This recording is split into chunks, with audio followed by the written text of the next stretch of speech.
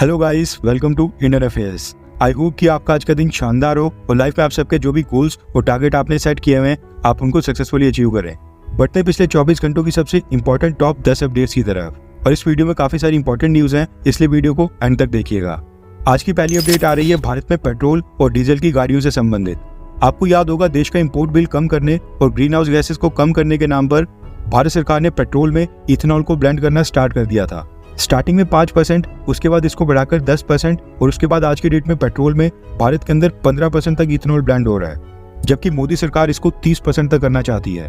Petrol के साथ तो चलो ये हुआ ही, लेकिन अब न्यूज निकल कर आ रही है कि भारत सरकार डीजल में भी 5% इथेनॉल ब्लेंड करने के ऊपर विचार कर रही है। स्टार्टिंग में ये भी 5% ही होगा, लेकिन धीरे धीरे इसको बढ़ाकर 5% से सीधा 15 से 20% तक कर दिया जाएगा।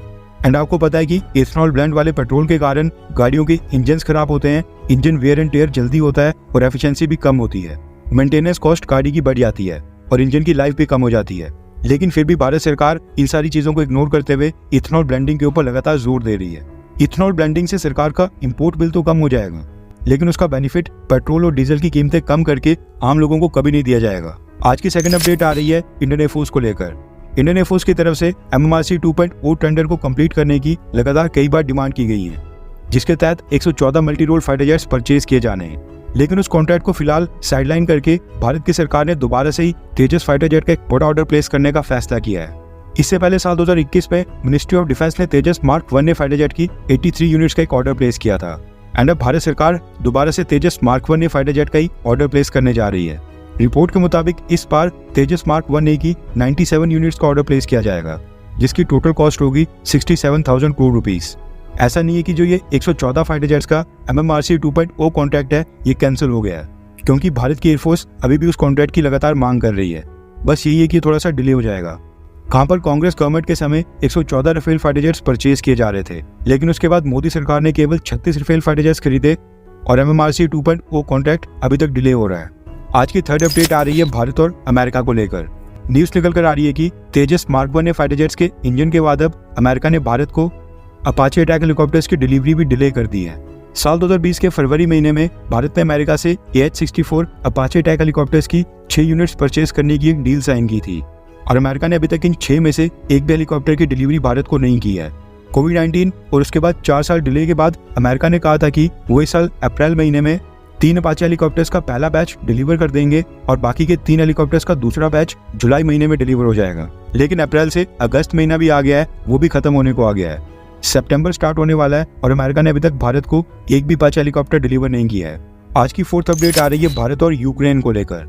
दरअसल हमने आपको बताया था कि प्रधानमंत्री मोदी यूक्रेन की विजिट के ऊपर जाएंगे और अब उस दौरे की डेट्स भी सामने आ गई हैं। रिपोर्ट्स के मुताबिक यूक्रेन विजिट प्रधानमंत्री मोदी की स्टैंड अलोन विजिट नहीं होने वाली है और वो यूक्रेन के साथ साथ यूक्रेन के पड़ोसी देश पोलैंड भी जाएंगे।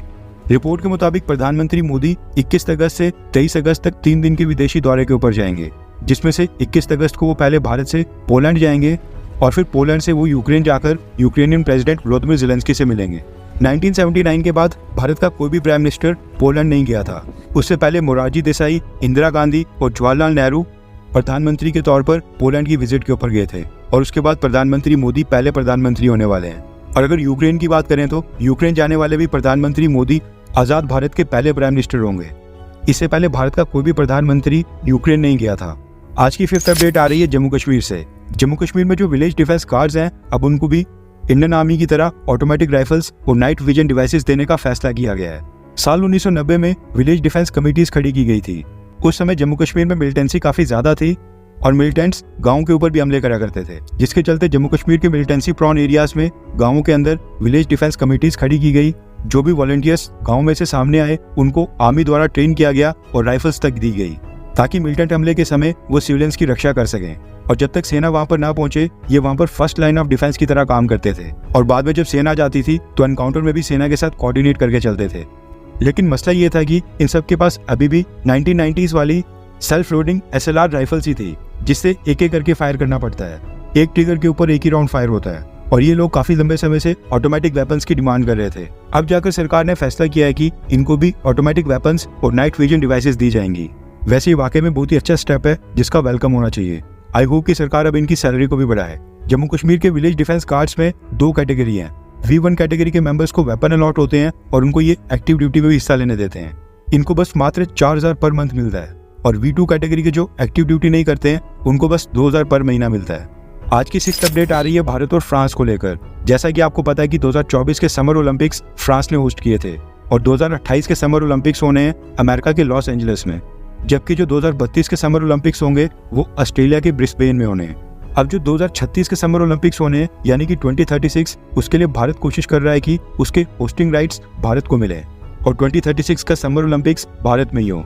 भारत के साथ साथ सऊदी अरब और कतर भी कोशिश कर रहे हैं कि 2036 का ओलंपिक्स उनके यहाँ पर हो। लेकिन पिछले कल भारत को एक बहुत ही बड़ा सपोर्ट मिला है और वो है फ्रांस। फ्रांस के प्रेसिडेंट इमैनुअल मैक्रोन ने खुद ही भारत को समर्थन देते हुए कहा कि मैं विश्वास रखता हूं कि भारत इस इवेंट को सक्सेसफुली ऑर्गेनाइज कर सकता है। भारत के अंदर वो क्षमता है। अभी तक भारत ने अपनी तरफ से कैंडिडेट सिटी अनाउंस नहीं की है जहां ये सारे मैचेस होंगे, लेकिन माना जा रहा है कि मोस्ट प्रोबेबली गुजरात की अहमदाबाद सिटी होगी, जहां पर भारत का बहुत ही huge Narendra Modi cricket stadium है। वैसे फ्रांस ने इस साल के पेरिस ओलंपिक्स के ऊपर टोटल $8.2 बिलियन खर्च किए थे और इसे टोटल कितना रिवेन्यू और टूरिज्म जनरेट हुआ है उसका डेटा अभी तक तो खैर सामने नहीं आया है। लेकिन आपको क्या लगता है कि क्या भारत को 2036 ओलंपिक्स के लिए अप्लाई करना चाहिए, हाँ या फिर ना? नीचे कमेंट करके अपनी राय जरूर बताएं, क्योंकि देखा जाए तो इस साल की ओलंपिक्स गेम्स में भी भारत की परफॉर्मेंस कुछ खास नहीं रही। इस साल के ओलंपिक्स में टोटल 84 देशों ने मेडल्स जीते थे, जिनमें से भारत का रैंक था 71 यानी कि 71st। आज की 7th अपडेट आ रही है भारत और अमेरिका को लेकर।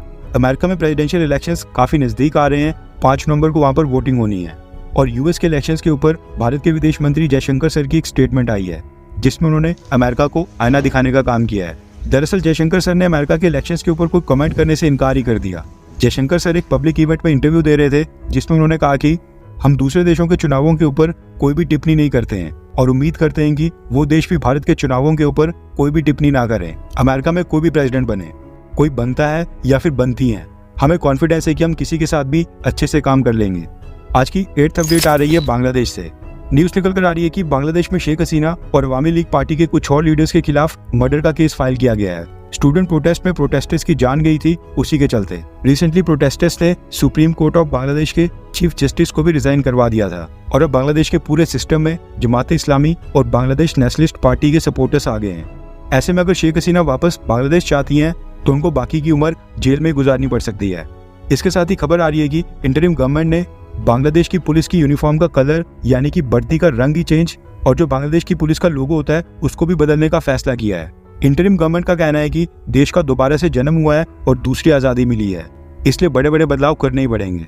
आज की 9th अपडेट भी बांग्लादेश से ही आ रही है। हर साल 15 अगस्त को भारत में जहाँ पर एक तरफ इंडिपेंडेंस डे यानी कि स्वतंत्रता दिवस मनाया जाता है, आज़ादी का जश्न होता है, लेकिन बांग्लादेश में इसके ठीक उल्टा होता है।